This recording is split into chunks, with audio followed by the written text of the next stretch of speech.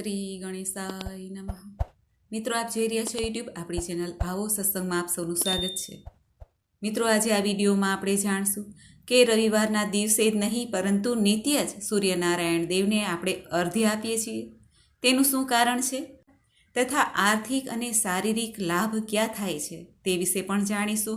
જો આપને આ વિડીયો પસંદ આવે તો લાઇક કરજો, શેર કરજો અને આપ આ ચેનલ પહેલી વખત જોઈ રહ્યા છો તો સબસ્ક્રાઈબ કરી લેજો, જેથી આવનાર નવા વિડીયોની માહિતી આપ સુધી તુરંત પહોંચી શકે. ધન્યવાદ. ઓમ આદિત્યાય વિદ્મહે દિવાકરાય ધીમહિ તન્નો સૂર્ય પ્રચોદયાત. અર્થાત, હે ભગવાન સૂર્યનારાયણ દેવ, હું તમારી પૂજા કરું છું. હે મારા જ્ઞાનના પ્રકાશ કરનારા દેવતા, દિવસના દેવતા, મારી ઉપર પ્રસન્ન થાવ અને મારી બુદ્ધિને સન્માર્ગે વાળો. બોલો ગ્રહોના રાજા ભગવાન સૂર્યનારાયણ દેવની જય. મિત્રો, ભારતીય શાસ્ત્ર અનુસાર સૂર્યદેવને જલ ચઢાવવાનું ઘણું શુભ માનવામાં આવ્યું છે. જો આપણા જીવનમાં કોઈ સમસ્યા હોય અને આપણે કોઈ પંડિતો પાસે જઈએ અથવા જ્યોતિષીઓ પાસે જઈએ તો તેઓ હંમેશા આપણને કહે છે કે સૂર્યને અર્ધ્ય આપો. આ સુઝાવનું શું કારણ છે? વ્યક્તિની કુંડળીમાં સૂર્યગ્રહ મજબૂત હોવો જોઈએ. એ કારણે જ આપણે સૌ સૂર્યનારાયણ દેવની, કે જે જાગતા દેવ કહેવાય છે, તેની પૂજા આરાધના કરીએ છીએ. પંચદેવોમાં એક દેવ સૂર્યનારાયણ દેવ છે. પંચદેવ એટલે માતા દુર્ગા, ભગવાન શિવ, ભગવાન શ્રી ગણેશ, ભગવાન નારાયણ અને સૂર્યનારાયણ દેવ. સૂર્યનારાયણ એ ભગવાન શ્રી હરિ વિષ્ણુના જ અવતાર આદિત્ય કહેવાય છે. જે મનુષ્યની કુંડળીમાં સૂર્યગ્રહ મજબૂત હોય છે તે ઘણા ગુણવાન અને પ્રભાવશાળી વ્યક્તિત્વના ધણી હોય છે. સમાજમાં માન સન્માન તેમને હંમેશા મળતું રહે છે. પ્રતિષ્ઠિત વ્યક્તિ તરીકે તેઓ પૂજાય છે.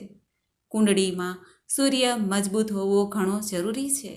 મહાભારતની કથામાં કર્ણને નિયમિત આપણે સૂર્યનારાયણ દેવને પૂજા કરતા જાણ્યા છે, કથા સાંભળી છે. કુંતી પુત્ર કર્ણ હંમેશા સૂર્યદેવની આરાધના કરતા હતા. તેને કારણે તેના શરીરમાં એક તેજ હતું. તેને કારણે આજે પણ આપણે તેમનું સ્મરણ કરીએ છીએ. તેમની દાનશીલતાને આપણે યાદ કરીએ છીએ. આ ઉપરાંત ભગવાન રામજીની કથા પણ પ્રચલિત છે. ભગવાન શ્રી રામજીના કુળના ઈષ્ટ દેવતા સૂર્યનારાયણ દેવ હતા. ભગવાન શ્રી રામે સૂર્યવંશમાં જન્મ લીધો હતો, માટે ભગવાન શ્રી રામજી સૂર્યવંશી કહેવાય છે. ભગવાન શ્રી રામ સૂર્યનારાયણ દેવની નિત્ય પૂજા કરતા હતા, અર્ધ્ય આપતા હતા. એટલા માટે પણ ભગવાન શ્રી રામમાં એક અનેરું તેજ દેખાય છે. જે સામાન્ય મનુષ્યની જેમ મર્યાદા સાથે જીવન જીવ્યા છતાં પણ તેઓ હંમેશા ધર્મનિષ્ઠ રહ્યા. કલયુગમાં પણ ઘણા લોકો ભગવાન સૂર્યનારાયણ દેવને અર્ધ્ય જલ અર્પિત કરે છે, પૂજા કરે છે. ભગવાન સૂર્યનારાયણ દેવની વિધિ વિધાનથી જલ ચડાવવાથી પરિણામ ઘણું શુભ આવે છે. તે વિશે આપણે આ વિડીયોમાં જાણીએ. સૂર્યદેવને ચઢાવવા માટે જલમાં કંઈક ને કંઈક વસ્તુ જો નાખીને અર્પિત કરીને ભગવાન સૂર્યનારાયણ દેવને જલ અર્પિત કરવામાં આવે તો અનેક ગણો લાભ પણ પ્રાપ્ત થાય છે. આમ તો સૂર્યનારાયણ દેવને અલગ અલગ ચીજોથી પણ જલ અર્પિત કરી શકાય છે. જ્યોતિષશાસ્ત્રમાં સૂર્યદેવને આત્માના કારક માનવામાં આવ્યા છે. એટલા માટે નિયમિત રૂપથી સૂર્યનારાયણ દેવને જલ અર્પિત કરવું જ જોઈએ દરેકે દરેક વ્યક્તિએ, જેથી આત્માનું કલ્યાણ થાય, આત્મા શુદ્ધ થાય. આત્મા શુદ્ધ હોય તો જ પ્રભુ સાથે મિલન સંભવ છે. અને સૂર્યનારાયણ દેવને અર્ધ્ય આપવાથી આત્મવિશ્વાસ પણ વધે છે. કેવલ આપણું મનોબળ વધતું નથી, પરંતુ આપણી શરીરની કે માનસિક બીમારી હોય તેમાંથી પણ મુક્તિ મળે છે. આ ઉપરાંત શરીરની કમજોરી, જો શરીરમાં કોઈ રોગ હોય, કષ્ટ હોય, પીડા હોય તો પણ ભગવાન સૂર્યનારાયણ દેવને નિત્ય જલ અર્પિત કરવાથી શરીરના કષ્ટ, રોગ દૂર થાય છે. ભગવાન સૂર્યનારાયણ દેવની ઉપાસના કરવાથી શરીર ઉર્જાવાન બને છે.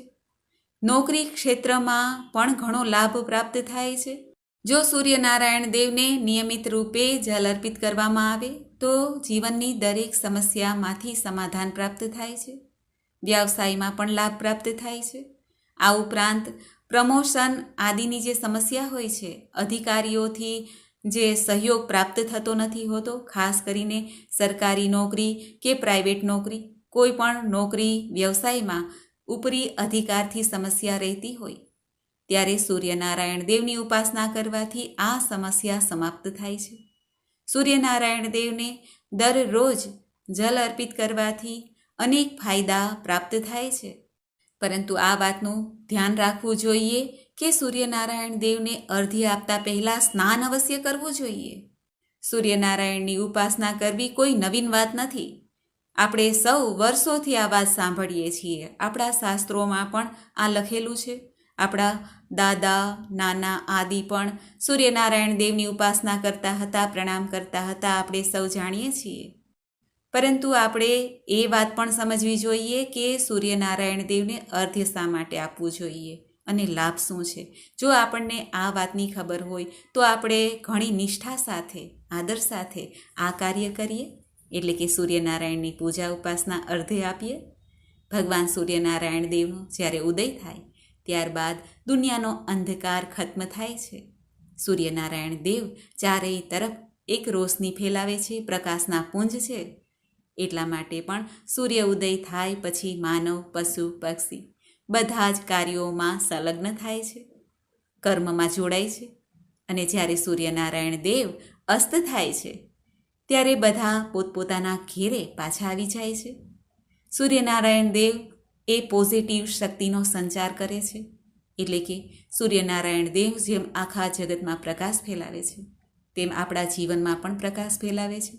જો કોઈ નેગેટિવ શક્તિ આપણી ઉપર હાવી થઈ હોય, તંત્ર મંત્ર બાધા આદિ કે કોઈ ખરાબ શક્તિ, કોઈની બુરી નજર, જો સૂર્યદેવની ઉપાસના કરવામાં આવે, સૂર્યદેવના મંત્ર જાપ અર્ધ્ય આપીને, તો આવી બુરી નજર, ખરાબ દ્રષ્ટિ, તંત્ર મંત્ર બાધાથી રક્ષા પ્રાપ્ત થાય છે.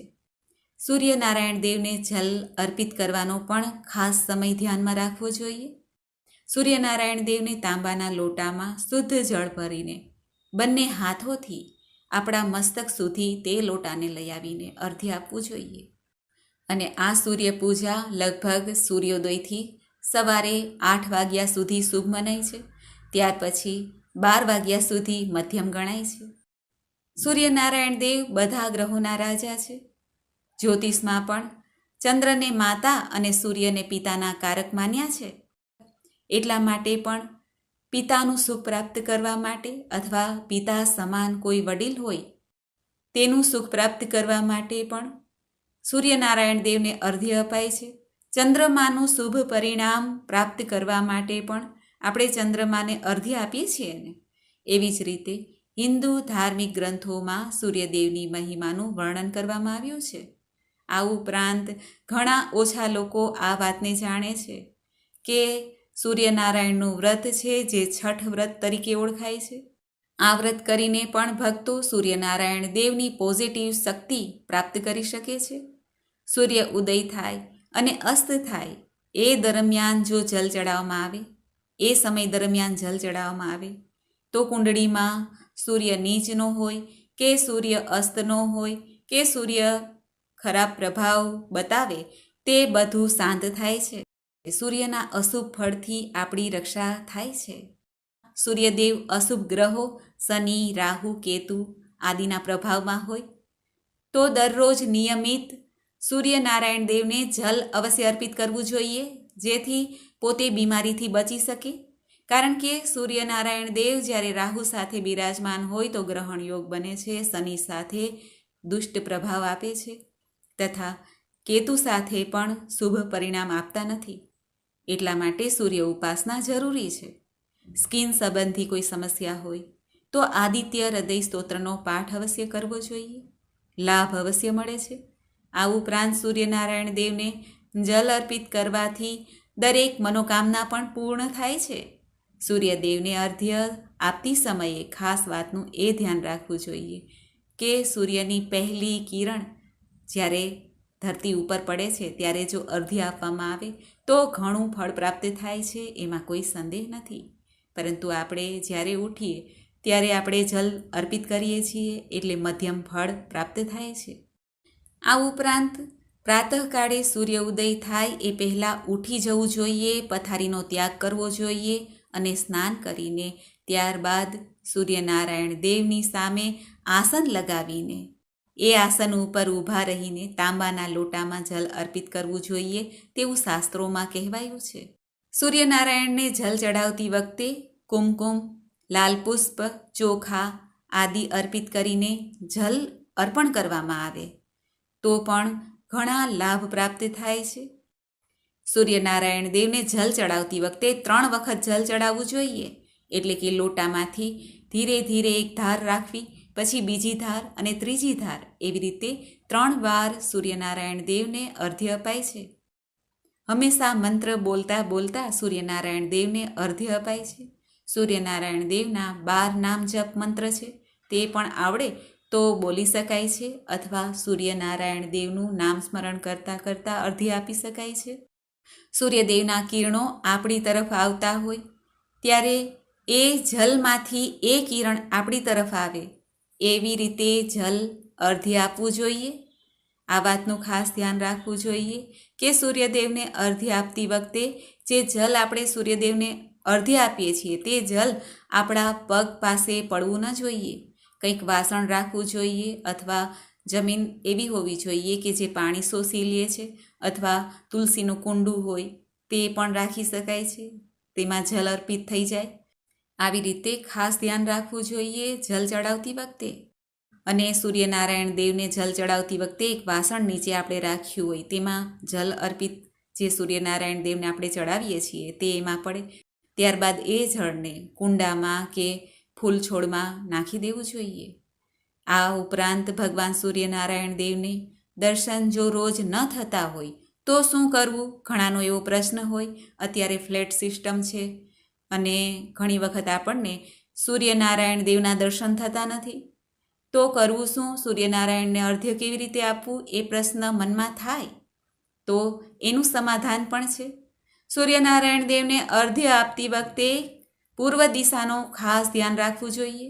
પૂર્વ દિશામાં એટલે કે ભગવાન સૂર્યનારાયણ દેવની દિશા છે, પૂર્વ દિશા તરફ મુખ રાખીને શુદ્ધ જળથી ભગવાન સૂર્યનારાયણ દેવને અર્ધ્ય આપવું જોઈએ, તો પણ ફળ પ્રાપ્ત થાય છે. ભગવાન સૂર્યનારાયણ દેવને અર્ધ્ય આપતી વખતે આ ભગવાન સૂર્યનારાયણના 12 મંત્ર જાપ છે જે બોલી શકાય છે, સાંભળી શકાય છે. આ 12 નામ છે: ઓમ મિત્રાય નમઃ, ઓમ રવયે નમઃ, ઓમ સૂર્યાય નમઃ, ઓમ ભાનવે નમઃ, ઓમ ખગાય નમઃ, ઓમ પુષ્ણે નમઃ, ઓમ હિરણ્યગર્ભાય નમઃ, ઓમ મારીચાય નમઃ, ઓમ આદિત્યાય નમઃ, ઓમ સાવિત્રે નમઃ, ઓમ આર્કાય નમઃ, ઓમ ભાસ્કરાય નમઃ. આ 12 નામ મંત્ર બોલતા બોલતા ભગવાન સૂર્યનારાયણને અર્ધ્ય આપવું શુભ મનાય છે. આ ઉપરાંત જ્યાં આપણે ઊભા છીએ સૂર્યનારાયણને જલ અર્પિત કરીએ છીએ તે સ્થાન ઉપર 3 વાર પોતે જાતે જ પ્રદક્ષિણા કરી લેવી જોઈએ. ભગવાન સૂર્યનારાયણની એ ભાવથી 3 વાર ફરી જવું જોઈએ. જ્યાં ઊભા છે ત્યાં ને ત્યાં સૂર્યનારાયણ દેવને પ્રણામ કરવા જોઈએ અને ઓમ સૂર્યાય નમઃ આ મંત્રનો જાપ પણ કરી શકાય છે. સૂર્યદેવને પ્રણામ કરીને સૂર્યદેવને પ્રાર્થના કરવી જોઈએ, જેથી જીવનમાં યશ, કીર્તિ, ધન, આરોગ્ય અને સૌભાગ્યની પ્રાપ્તિ થાય. સવારે ઉઠીને તાજી હવા, સૂર્યનારાયણના તાજા જે કિરણો છે તે શરીરમાં જો પ્રવેશ કરે તો સ્વાસ્થ્ય લાભ અવશ્ય પ્રાપ્ત થાય છે. આ પણ આશય છે કે સૂર્યનારાયણ દેવને આપણે સવારમાં ઉઠીને સ્વસ્થ થઈને અર્ધ્ય આપીએ. આ ઉપરાંત જે આપણે સૂર્યનારાયણ દેવને જલ અર્પિત કરીએ છીએ અને સૂર્યના જે કિરણો છે તે એ જલમાંથી નીકળીને આપણી આંખમાં જો જાય તો આપણી આંખની રોશની વધે છે. માટે સૂર્યનારાયણને જ્યારે પણ આપણે અર્ધ્ય આપીએ ત્યારે આંખ અવશ્ય ખુલ્લી રાખવી જોઈએ અને જલ અર્પિત કર્યા પછી જ આંખ બંધ કરીને પ્રભુને પ્રાર્થના કરાય છે. સૂર્યનારાયણના કિરણોમાં વિટામિન ડી ભરપૂર માત્રામાં હોય છે, એટલા માટે પણ સવારમાં વહેલા ઉઠીને સૂર્યનારાયણને જલ અર્પિત કરાય છે, જેથી આપણને આપણા શરીરમાં એ વિટામિનની ખામી દૂર થાય અને ત્વચાનું આકર્ષણ, ચમક વધે. આ ઉપરાંત ઝાડ છોડને ભોજનની પ્રાપ્તિ પણ સૂર્યનારાયણના કિરણો દ્વારા થાય છે.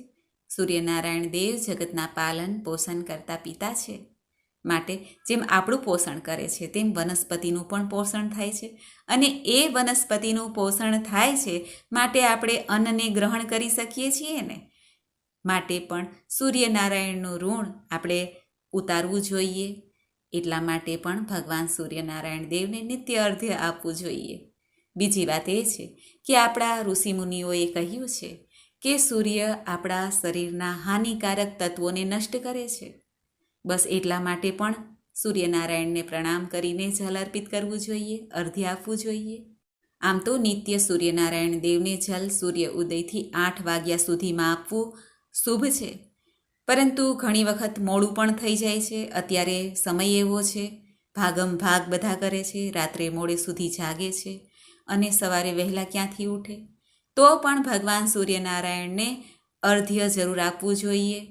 રક્તચંદન લાલ પુષ્પ નાખીને અને સુકાયેલા લાલ મરચાના બી હોય છે તે પણ નાખી શકાય છે. આમ કરવાથી પણ ભગવાન સૂર્યનારાયણ દેવની કૃપાથી જીવનમાં આરોગ્ય, સૌભાગ્યની પ્રાપ્તિ થાય છે. મિત્રો, તો આપણે સાંભળ્યું કે સૂર્યનારાયણ દેવને જલ અર્પિત શા માટે કરવું જોઈએ અને આર્થિક શારીરિક લાભ શું છે. મને આશા છે કે આપને આ વિડીયો જરૂર પસંદ આવ્યો હશે. ભગવાન સૂર્યનારાયણ દેવને પ્રસન્ન કરવા માટે ગાયત્રી મંત્રનો જાપ પણ ઉત્તમ છે.